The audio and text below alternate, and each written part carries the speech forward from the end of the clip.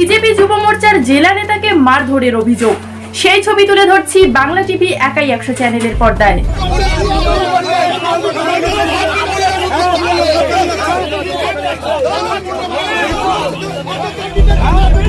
তৃণমূল আশ্রিত দুষ্কৃতীদের বিরুদ্ধে বিজেপির যুব মোর্চার জেলা নেতা জ্যোতিষ বর্মন অভিযোগ করেন যে তৃণমূল আশ্রিত দুষ্কৃতীরা জোর করে ভোট দিচ্ছিল, তার প্রতিবাদ করায় তাকে মারধর করা হয়। ঘটনায় খবর পেয়ে এলাকায় ছুটে যান বিজেপি রাজ্য সভাপতি সুকান্ত মজুমদার। এই ঘটনার ফলে জ্যোতিষ বর্মন কি বলছেন আমরা সরাসরি তার কাছ থেকে শুনে নেব। কি হয়েছিল আপনার সাথে? আমি ওখানে 100 নম্বর বুথে গার্লস স্কুলের সামনে ওখানে দাঁড়িয়েছিলাম, আমাদের চাকরির কাছেই দাঁড়িয়ে আছি। সেখানে আমি দেখছি যে তৃণমূলের কিছু গুন্ডা লোক তারা সাধারণ মানুষকে জোর করে ভিতরে ঢোকাচ্ছে এবং তৃণমূলের নেতারা জোর করে ভোট কেন্দ্রে গিয়ে তারা ভোটগুলো করাচ্ছে, নিজেরাই ভোট দিচ্ছে, নিজেরা অন্য লোকের ভোটগুলো তারা দিচ্ছিল। আমি শুধু বিএসএফকে বললাম যে স্যার আপনারা বিষয়টা দেখেন।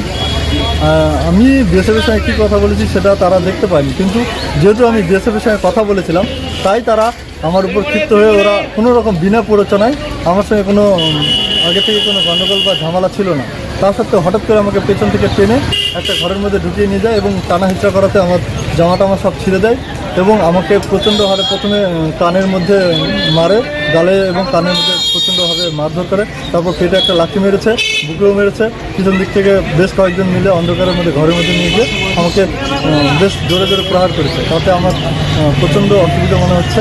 কারা মেরেছে আপনাকে? এটা তৃণমূলের কিছু নেতা আছে, অভিজিৎ পাল ফিল্ম যেটাকে বলা হয়, যার নাম, সে আমাকে মূলত টেনে হিচড়ে নিয়ে যায় এবং তার সঙ্গে সুমন বলে একটা ছেলে ছিল তৃণমূলের, তারা সবাই মিলে আমাকে বেশ কয়েকজন মিলে অন্ধকারের মধ্যে ঘরের মধ্যে নিয়ে গিয়ে দরজা বন্ধ করে আমাকে মারতে করে। এখন আপনি কি করতে চাইছেন? এখন আমি বদ্রাম থানায় যাচ্ছি, থানায় গিয়ে এফআইআর করবো। আমাকে মেরে ফেলার যে চক্রান্ত করেছে আমি তার জন্য আমি একটা থানায় এফআইআর করবো। আপনার নাম এবং আপনার ডেজিগনেশন? জ্যোতিষ বর্মন, আমি ভারতীয় জনতা পার্টি দক্ষিণ দিনাজপুর জেলা যুব মোর্চার সাধারণ সম্পাদক। না কে আমাকে বলছে নির্দিষ্ট করছো, আমি বললাম কে তুমি আমাকে চেনো আর তুমি আমাকে হুইপ করার কে বলে আমাকে ওনারা সবাই বলছেন যে এগুলা মুখ্য একদম তুলে তুলে নিয়ে যাবো, আমাকে হুইপ দিচ্ছে। ঠিক আছে দেখে নিব, তুলে তুলে নিয়ে যাবো। একজন ক্যান্ডিডেট তার ভাষা এরকম, আর এটা প্রতিরামের লোকেরা খায় না।